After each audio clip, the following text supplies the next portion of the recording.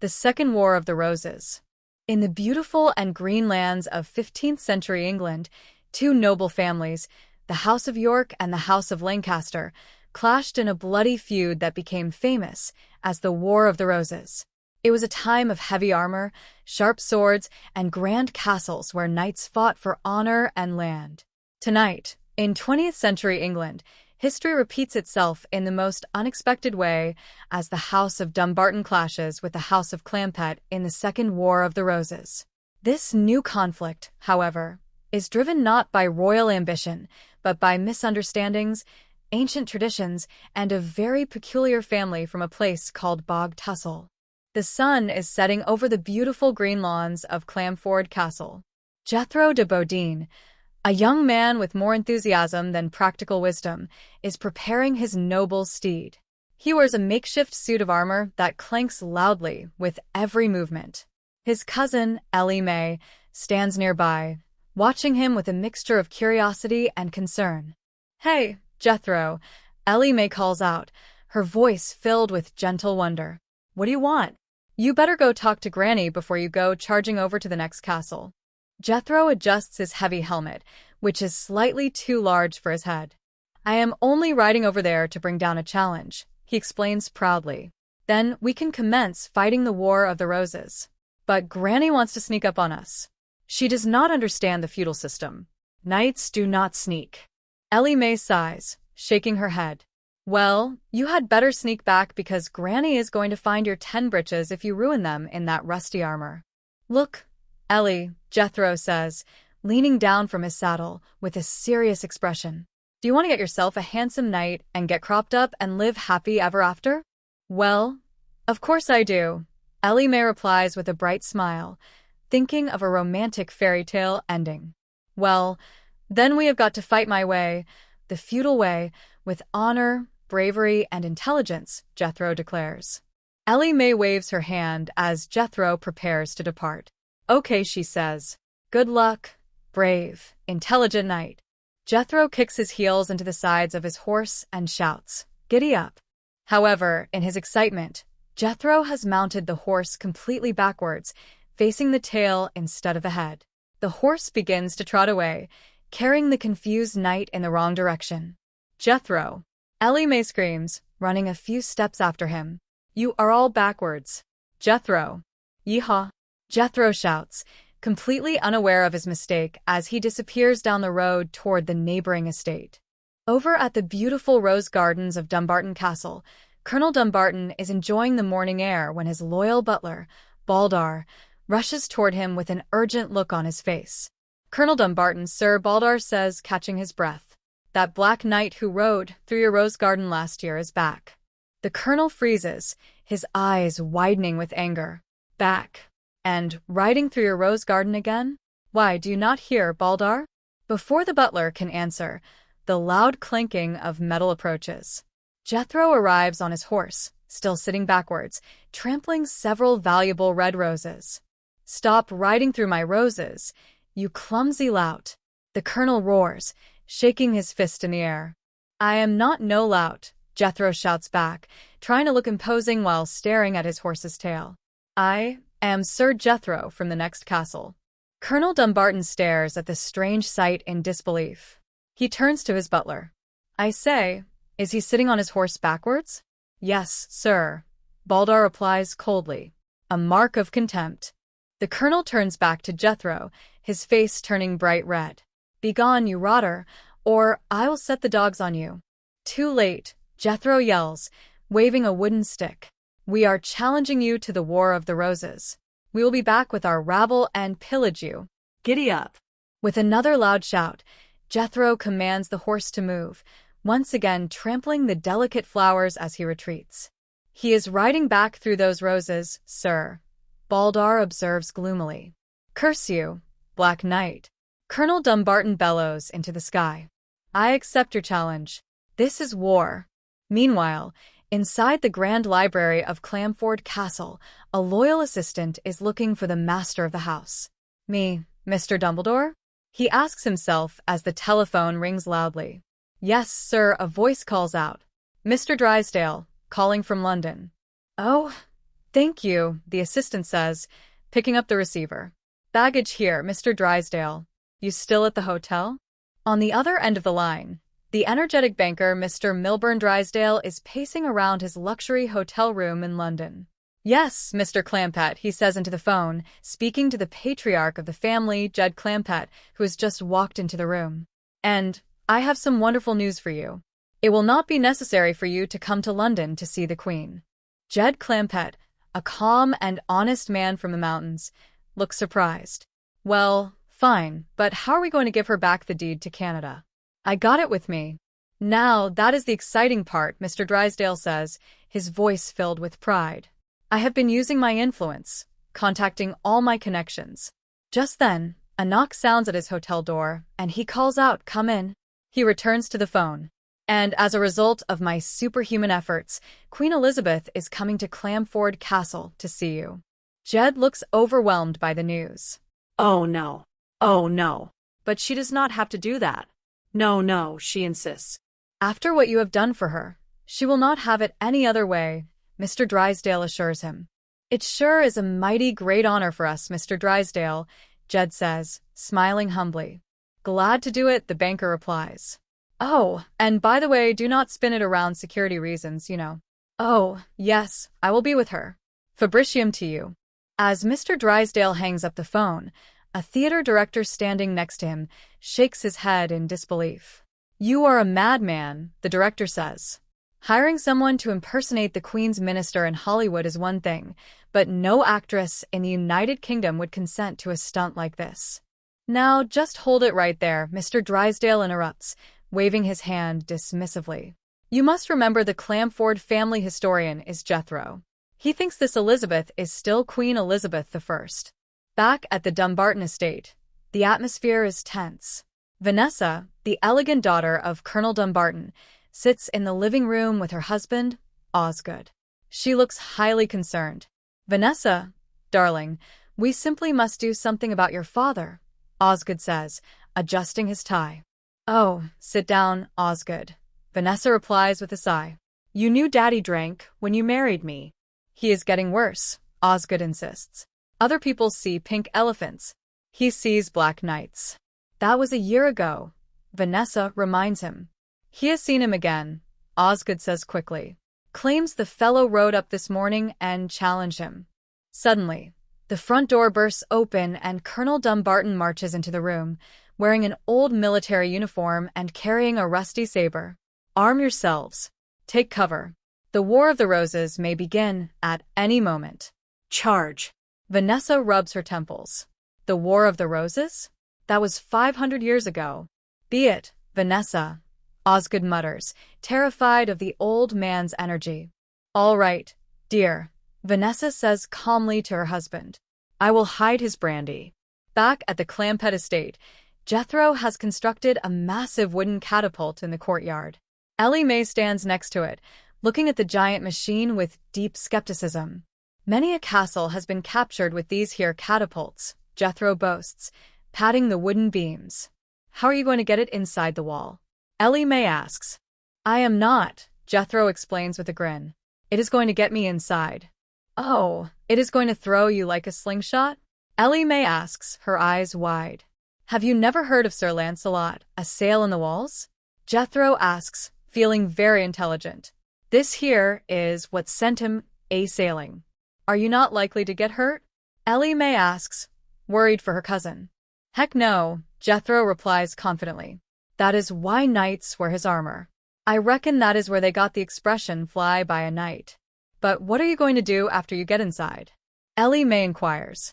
I am going to what you call lay about me with my trusty sword, Jethro says, making swinging motions with his arms. Then when I get him all pillaged, I will open the gate, let you in. You can pick yourself out a knight and get troughed up. Ellie Mae frowns, shaking her head. Why, Hank Forrest, I do not want him if he is all pillaged. I will just stun the good-looking ones. Jethro ignores her concern and climbs into the basket of the catapult. You sit in the chair and hold it down till we get there, he instructs. Suddenly, Granny, the fiery and short-tempered matriarch of the family, marches into the courtyard, followed by a few confused-looking local workers. Granny! Ellie Mae calls out. Granny looks around, confused by the strange wooden contraption. Jethro, where is everybody? What is a blue blazes going on here? Before she can get an answer, Jethro pulls the release lever. The catapult snaps forward with a loud noise, launching Jethro high into the air. So long, sir, Jethro screams as he flies over the castle walls. Meanwhile, back at the Dumbarton Solarium, the colonel is looking through a pair of binoculars, searching the skies. See, Vanessa, here is some excitement, he tells his daughter. Heller in Twickenham claims to have seen a speckled-breasted chap prepare to repel attackers. The Black Knight is coming. Osgood, sitting on the sofa, looks up from his newspaper. Was it a male or a female chap? Does not say, the colonel mutters. Listen to me, you bird-watching pop. Osgood snaps, losing his patience. This is war. England expects every man to do his duty. Man the battlements. Vanessa turns to Osgood, whispering quietly. Osgood, I thought you said. I did, Osgood whispers back. I put his brandy away. Then it is time to put him away, Vanessa says, worried about her father's sanity. Relax, dear. I have it. We will send him to Scotland to visit your cousin Sandra. Sandra is coming here, Osgood sighs. So is Emlyn. Drat. The colonel shouts, searching the cupboards. Where is my brandy? A man needs a drop before battle. Sit down, Daddy, Vanessa says gently. I told you, the Black Knight is coming, the colonel insists, looking out the window. Yes, yes, on his white charger, Osgood says sarcastically. No, no, no, on a black truck, the colonel corrects him, squinting his eyes. Black truck? Yes, and the blighter has captured a fair damsel and has her strapped to a ducking stool. Vanessa sighs and stands up. Coming, Vanessa? Osgood asks. Yes, dear, Vanessa replies. We will be in the solarium. You will suffer. Father. The colonel shakes his fist at the window. If I had you in India, I would spread you on an anthill. You blasted hippie. Where have they hidden my brandy?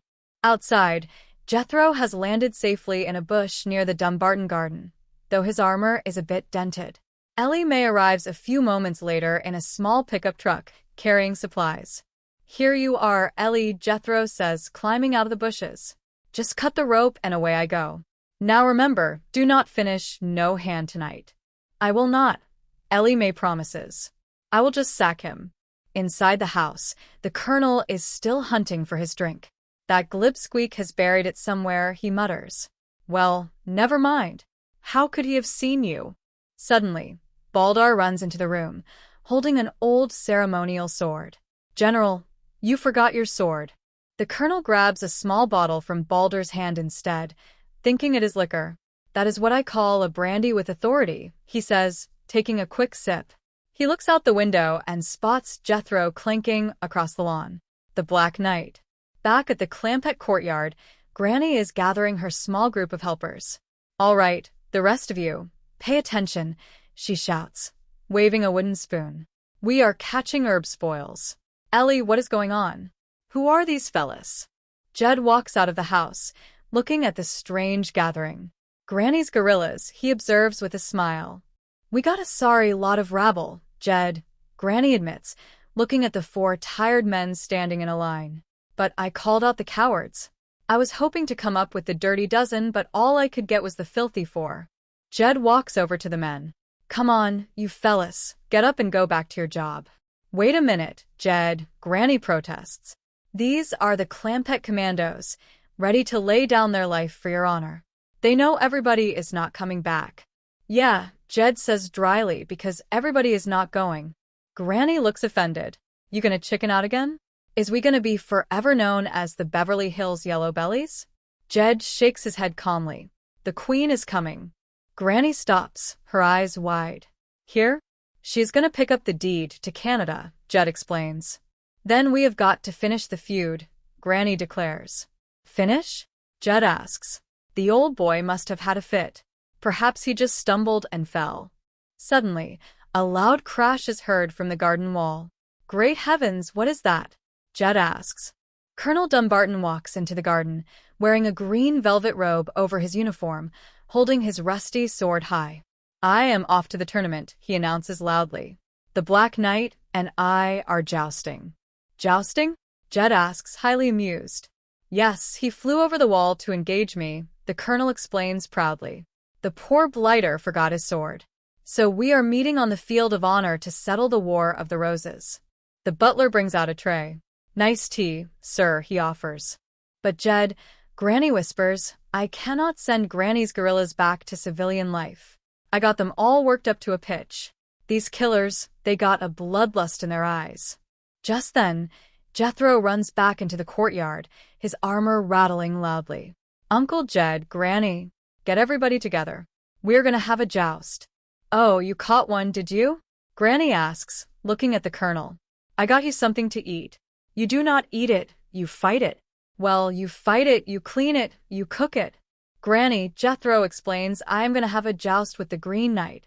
Let him clean it and cook it. I got the War of the Roses to settle. This will settle it. Jed looks at the colonel, then at Jethro. Jousting is fighting and the Green Knight is from the next castle. Well, how did this all come about? Well, Jethro says I shot Jester over the wall and he landed on the Green Knight. So now we're gonna have a joust. You say this will settle the War of the Roses once and for all? Jed asks. Oh, yes, sir, Jethro nods eagerly. That is the feudal system. Well, get ready, boy, Jed says, stepping back, because here he comes. Somebody fetch my charger and my jousting lamp. Jethro raises his wooden lance. Hail to thee, Green Knight. Do not curse him, boy, Granny yells from the sidelines. Just fight him. Vanessa and Osgood walk into the garden, watching the scene with deep concern. What is that green Gumer doing? Vanessa asks, looking at her father. Knowing the colonel, Madam, Baldar the butler replies quietly, I would guess he is fortifying himself for the fridge. Oh, well, Vanessa sighs, as long as it is only water. Granny steps into the center of the yard, acting as the master of ceremonies. Ladies and gentlemen and rabble, she announces loudly. In this corner, we have a boy from your own castle. A boy fighting to end the War of the Roses. A boy fighting to save the family name and your own necks. The ever-popular Black Knight from Bog Tussle. Let us hear it for him. And in this corner, Granny continues, appearing for the first time without his cannon, a man after your own hearts as well as your livers and other vital organs, the notorious Yellow Knight. I mean the Green Knight. The colonel raises his rusty sword, looking slightly dizzy from his secret brandy. Never do it, Osgood whispers to Vanessa. Take a bow, Greenie, Granny shouts. Now, answer below the belt. And when you get run through, stay down till the count of 8. It hurt, do you? Jethro asks, suddenly feeling a bit nervous. Baldar whispers to Jed, if Master Jethro can survive the catapult, he can survive the colonel. Well, what about him? Jed asks, looking at the dizzy colonel. What kind of shape is he in? Mr. Clampett, the butler guarantees, the shape that he is in, I guarantee you he will not feel a thing. Granny raises her handkerchief. On your mark, get set, charge. The colonel takes 2 steps forward, trips over his own green robe, and tumbles onto the soft grass, fast asleep. Jethro, running forward, trips over the colonel and lands flat on his face. No, sir, not for hundreds of years, Jed remarks, shaking his head. I figured. 1, 2, get up, Jethro. 3, 4. I am not blowing the wind out of you. Lie down, Greenie.